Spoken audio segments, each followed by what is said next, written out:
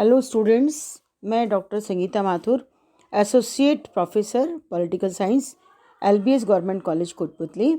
आज BA part first के student को फर्स्ट जो पेपर है हमारा राजनीति विज्ञान के मूल आधार, उसमें राजनीतिक व्यवस्था की अवधारणा को पढ़ाऊंगी। यहाँ पर राजनीतिक व्यवस्था की अवधारणा को समझने से पहले हम दो विचारकों की डेफिनेशंस इसको स्टार्ट करेंगे। एक है कार्ल डब्ल्यू डायस और दूसरे हैं पिनॉक एवं स्मिथ। कार्ल डब्ल्यू डायस कहते हैं कि एक राजनीतिक व्यवस्था पहचान में आने योग्य ऐसी इकाइयों का समूह होती है जिनमें परस्पर एकता एवं अलगाव की विशेषता या लक्षण पाई जाती है। पिनॉक एवं स्मिथ कहते हैं एक राजनीतिक व्यवस्था समाज का एक उप समूह अथवा उपव्यवस्था अथवा उसका एक पहलू है। इस तरीके से हम राजनीतिक व्यवस्था की अवधारणा को स्पष्ट करना चाहेंगे और यहाँ पर हम एक जर्नल इंट्रोडक्शन यानी सामान्य परिचय लेना चाहेंगे कि राजनीतिक व्यवस्था से हमारा तात्पर्य क्या है, और उसको हम इस रूप में देख सकते हैं कि आधुनिक राजनीति विज्ञान के अध्ययन का दृष्टिकोण मूलतः ज्ञान की आनुभविक पद्धति पर आधारित है, जो राजनीतिक समाज में घटने वाली राजनीतिक घटनाओं एवं क्रियाओं का अध्ययन यथार्थवादी दृष्टि से करना चाहती है। इस आनुभविक पद्धति पर आधारित व्यवहारवादी उपागम का ही एक विकसित रूप सामान्य व्यवस्था सिद्धांत है। इस सामान्य व्यवस्था सिद्धांत से ही व्यवस्था सिद्धांत का विकास हुआ है। राजनीति विज्ञान में व्यवस्था सिद्धांत ने राजनीतिक व्यवस्था अथवा राज व्यवस्था के संप्रत्यय यानी अवधारणा को जन्म दिया है। अगर हम ऐतिहासिक दृष्टि से इसको देखना चाहें तो अरस्तु को प्रथम राजनीतिक वैज्ञानिक होने के साथ ही प्रथम व्यवस्था सिद्धांतवादी होने का सम्मान भी दिया जाता है। उसके द्वारा नगर राज्य के राजनीतिक जीवन के अध्ययन में व्यवहारवादी दृष्टिकोण के लक्षण मौजूद हैं, किंतु अरस्तु का व्यवस्थावादी दृष्टिकोण अपनी प्रकृति से आदिम प्रकार का है, क्योंकि यह आधुनिक व्यवस्था सिद्धांत की तरह न तो पूर्णतः अंतर अनुशासनात्मक दृष्टिकोण पर आधारित है और न पूर्णतः मूल्य निरपेक्ष एवं वस्तुनिष्ठ है। इसके अतिरिक्त अरस्तु के चिंतन में व्यवस्था का विचार एक सादृश्य या उपमा के रूप में दिख पड़ता है, एक वास्तविक तथ्य के रूप में नहीं। अगर हम आधुनिक युग की बात करें तो आधुनिक युग में राजनीति विज्ञान ने समाजशास्त्र से व्यवस्था सिद्धांत को ग्रहण किया है, किंतु स्वयं समाजशास्त्र ने इसे जीव विज्ञान से लिया है। 20वीं सदी के प्रारंभिक दशकों में प्राणी शास्त्री लुडविग वॉन बर्टलेन्फी ने प्राणी शरीर के अध्ययन के प्रसंग में विशिष्ट अर्थ में व्यवस्था शब्द का प्रयोग किया है। व्यवस्था शब्द में निहित अर्थ एवं भाव को समाजशास्त्र ने सामाजिक जीवन के अध्ययन में अपनाया और व्यवस्था सिद्धांत का निर्माण किया। द्वितीय युद्ध के बाद जब राजनीति विज्ञान में व्यवहारवादी दृष्टिकोण का तेजी से विस्तार हुआ तो राजनीति विज्ञान में भी व्यवस्था सिद्धांत की शुरुआत हुई। राजनीति विज्ञान में व्यवस्था सिद्धांत के विकास में David Easton, Gabriel Almond, Karl W डायस लासवेल, मार्टिन कैप्लान आदि का विशेष योगदान रहा और व्यवस्था सिद्धांत के संदर्भ में ही राज व्यवस्था की अवधारणा का विकास किया गया।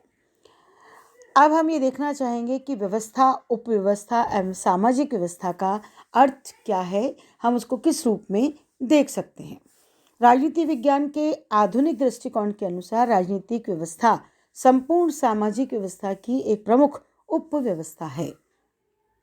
वस्तुतः राजनीतिक व्यवस्था के वास्तविक अर्थ को समझने के लिए व्यवस्था, सामाजिक व्यवस्था तथा उपव्यवस्था की धारणाओं को समझना आवश्यक है। संगठन यानी संरचना की दृष्टि से व्यवस्था का अर्थ है विभिन्न सम एवं असम अंशों के संयोग से बनी कोई पूर्ण रचना, समग्र यानी होल। यद्यपि कोई समग्र यानी कुल या समूह विभिन्न सम या असम अंशों यानी घटकों, इकाइयों, अंगों से गुथकर घनिष्ठ रूप से जुड़कर बनता है, किंतु गौर करने की बात यह है कि ये अंश यानी इकाइयाँ एक विशिष्ट क्रम में मिलकर उस समग्र की विशिष्ट संरचना करते हैं और इस समग्र की इस संरचना में प्रत्येक इकाई का अपना विशिष्ट कार्य भी होता है। किसी समग्र की इकाइयों में संरचना तथा प्रकार्य यानी स्ट्रक्चर और फंक्शन की दृष्टि से एक निश्चित प्रकार का आपसी क्रम एवं संबंध पाया जाता है। इकाइयों में प्रकार्य की दृष्टि से आपस में क्रिया प्रतिक्रिया यानी अंतर क्रिया होती है और इससे समग्र में एक प्रकार की गतिशीलता होती है। कोई समग्र अपनी इन विभिन्न इकाइयों की संरचना, प्रकार्य तथा इनके अंतर क्रिया में एक विशेष प्रकार का संतुलन स्थापित करता है, क्योंकि ऐसा करना उस समग्र के अस्तित्व को बनाए रखने के लिए जरूरी होता है।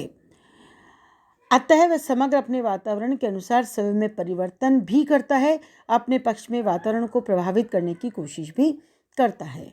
यदि हम किसी समग्र की संरचना, इसकी इकाइयों के प्रकारों एवं इसमें निहित सुसंबद्ध अंतर क्रिया, स्वयं समग्र द्वारा अपनी इकाइयों की संरचना एवं प्रकार के नियमन तथा समग्र के अपने वातावरण के साथ संबंध आदि इन सभी तथ्यों को एक शब्द में प्रकट करना चाहें तो सर्वाधिक उपयुक्त शब्द व्यवस्था है यानी सिस्टम है।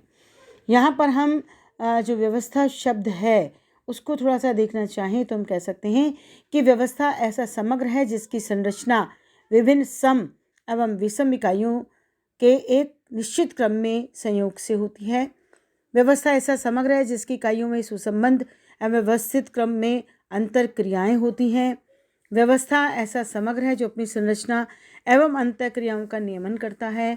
व्यवस्था ऐसा समग्र है जो अपने वातावरण के साथ अनुकूलन करता है और उसे प्रभावित भी करता है। व्यवस्था के साथ एक दूसरा शब्द उपव्यवस्था भी प्रचलित है। आधुनिक काल में व्यवस्था शब्द का सर्वप्रथम प्रयोग प्राणी शास्त्र के क्षेत्र में किया गया और प्राणी शास्त्र की मदद से ही हम उपव्यवस्था शब्द को भलीभांति समझ सकते हैं। प्राणी शास्त्र के अनुसार प्राणी शरीर स्वयं एक व्यवस्था है और इसमें पाए जाने वाले श्वसन संस्थान, स्नायु मंडल संस्थान, रक्त परिभ्रमण संस्थान, अस्थि संस्थान, पाचन संस्थान आदि शरीर यानी समग्र नामक व्यवस्था की उपव्यवस्थाएं हैं। किसी उपव्यवस्था में स्वयं व्यवस्था जैसी संरचनात्मक एवं प्रकार्यात्मक विशेषताएं पाई जाती हैं, किंतु किसी उपव्यवस्था का अपना स्वतंत्र अस्तित्व नहीं होता है, अर्थात वह समग्र नहीं होती है अपितु व्यवस्था का अनुपूरक अंग होती है। यहाँ पर हम इसी तरह की सामाजिक व्यवस्था की बात भी करते हैं और उसमें हम कहते हैं कि सामान्यतः सामाजिक व्यवस्था को अंतर क्रिया में व्यस्त व्यक्तियों अथवा समूहों से बने एक समग्र रूप में माना जाता है। अब अगर हम थोड़ा सा और आगे बढ़ना चाहें तो हम राजनीतिक व्यवस्था का अर्थ और परिभाषा को देखना चाहेंगे कि राजनीतिक व्यवस्था क्या है। परंपरागत राजनीति विज्ञान द्वारा इसे राज्य एवं सरकार कहा गया है, उसे ही आधुनिक राजनीति विज्ञान ने राजनीतिक व्यवस्था कहा है, किंतु तथ्यात्मक दृष्टि से कथन पूर्ण सत्य नहीं है, क्योंकि आधुनिक राजनीति विज्ञान की राजनीतिक व्यवस्था की अवधारणा परंपरागत राजनीति विज्ञान की राज्य एवं सरकार की अवधारणा से कुछ अंशों में न केवल भिन्न है अपितु व्यापक भी है। वास्तव में आधुनिक राजनीति विज्ञान ने अपनी राजनीतिक व्यवस्था की अवधारणा द्वारा परंपरागत राजनीति विज्ञान के राज्य एवं सरकार के अध्ययन से संबंधित उपरोक्त दोष का अंत किया है। आधुनिक राजनीति विज्ञान ने अपनी राजनीतिक व्यवस्था की अवधारणा के अंतर्गत राज्य एवं सरकार के औपचारिक अध्ययन यानी वैधानिक व संस्थागत अध्ययन के साथ ही इनके औपचारिक अध्ययन पर भी अत्यधिक जोर दिया है। राजनीतिक व्यवस्था की अवधारणा इस वास्तविकता को प्रकट करती है कि राज्य एवं सरकार जैसी संवैधानिक संस्थाओं, औपचारिक संस्थाओं की शक्ति, कार्य व भूमिका व्यवहार में समाज के अनौपचारिक समूहों, धर्म, वर्ग, जाति, दबाव समूह आदि राजनीतिक मनोवृत्तियों यानी दृष्टिकोणों तथा व्यक्तियों के पारस्परिक अंतः संबंधों से प्रभावित, सीमित एवं मर्यादित होती है। यहाँ पर हम कुछ डेफिनेशंस को भी देखना चाहेंगे। उसमें सबसे पहले जो डेफिनेशन है वो हम ले रहे हैं रॉबर्ट डहल की। उनके अनुसार राजनीतिक व्यवस्था मानव संबंधों का ऐसा दृढ़ रूप है जिसमें पर्याप्त मात्रा में नियंत्रण, प्रभाव, शक्ति अथवा सत्ता शामिल रहती है। इसी तरह से लास्वेल एंड कैप्लान के अनुसार हम कह सकते हैं कि राजनीतिक व्यवस्था ऐसी प्रक्रिया है जो कठोर दंड के वास्तविक प्रयोग अथवा इसके प्रयोग की धमकी के द्वारा नीतियों को लागू करती है। डेविड ईस्टन के अनुसार हम कह सकते हैं कि राजनीतिक व्यवस्था किसी समाज में अंतर क्रियाओं की ऐसी व्यवस्था है जिसके द्वारा समाज में मूल्यों का सत्तापूर्ण तथा बंधनकारी वितरण किया जाता है और उसे लागू भी किया जाता है। इसी प्रकार से ऑमंड ने भी कहा है कि इसमें भौतिक बाध्यता का अर्थ हम जो लेना चाहेंगे वो है कि विधि सम्मत बल अर्थात इसका अर्थ शक्ति से समझा जाना चाहिए। और दूसरा उन्होंने कहा है कि एकीकरण का अर्थ पूर्ण एकता नहीं अपितु विभिन्नताओं के बीच व्यवहारिक एकता उत्पन्न करने से है। यहाँ पर हम डेविड ईस्टन की जो परिभाषा है में मूल्यों का अर्थ हम ले सकते हैं कि राजनीतिक व्यवस्था द्वारा ले गए ऐसे महत्वपूर्ण एवं आधारभूत निर्णय जिनके आधार पर सत्ता द्वारा कानून बनाए जाते हैं उन्हें संबंधित पक्षों पर अनिवार्य रूप से लागू भी किया जाता है। यहाँ पर हम यह भी स्पष्ट करना चाहेंगे कि राजनीतिक व्यवस्था में मूल्यों के वितरण की क्षमता भी होती है। और इसी तरीके से यहाँ पर राजनीतिक व्यवस्था के बारे में अगर हम थोड़ा और देखना चाहें तो हम कहेंगे कि राजनीतिक व्यवस्था के निर्माण की प्रमुख इकाइयाँ जो हैं उनमें हम प्रमुखतः जो ले सकते हैं वो पहला है शासन और प्रशासन की समस्त वैधानिक संस्थाएं। दूसरा हम ले सकते हैं राजनीतिक दल, हित समूह, राजनीतिक मनोवृत्ति। तीसरा धार्मिक, जातीय, नस्लीय, भाषाई, आर्थिक एवं सांस्कृतिक समूह। और इसी तरीके से अनियमित समूह और ऐसे व्यक्ति जो अपने व्यक्तित्व एवं शक्ति द्वारा निर्णय प्रक्रिया को प्रभावित करते हैं वो इनकी प्रमुख इकाइयों में शामिल किए जा सकते हैं। यहाँ पर राजनीतिक व्यवस्था के बारे में अगर हम कहें कि मुख्यतः यही है कि इसकी निर्माणक इकाइयों में केवल उन्हीं सभी संस्थाओं, समूह एवं व्यक्तियों की गिनती की जाती है जिनकी अंतर क्रियाएँ राजनीतिक व्यवस्था के निर्णय निर्माण से संबंधित होती हैं। यहाँ पर हम ये भी कह सकते हैं कि राजनीतिक व्यवस्था समाज के सामान्य वातावरण में स्थित एवं क्रियाशील होती है। और अंत में हम थोड़ा सा इस वीडियो में जो देखना चाहेंगे वो ये कहेंगे कि राजनीति विज्ञान विषय की स्वायत्तता की दृष्टि से समाज की राजनीतिक उपव्यवस्था को हम राजनीतिक व्यवस्था कहते हैं, उपव्यवस्था नहीं। समाज के अन्य व्यवस्थाओं की तुलना में राजनीतिक व्यवस्था की विशेषता है कि यह सत्ता को धारण करती है और इसके द्वारा यह निर्णयों, नियमों एवं मूल्यों को लागू भी करती है। इस रूप में राजनीतिक व्यवस्था समाज की एक उपव्यवस्था होकर भी समाज के लक्ष्यों को प्राप्त करने का कार्य करती है। आज हम अपने इस वीडियो में इतना ही जो है राजनीतिक व्यवस्था के बारे में देखेंगे। नेक्स्ट वीडियो में हम इसके विभिन्न और पहलुओं को देखने का प्रयास करेंगे। धन्यवाद।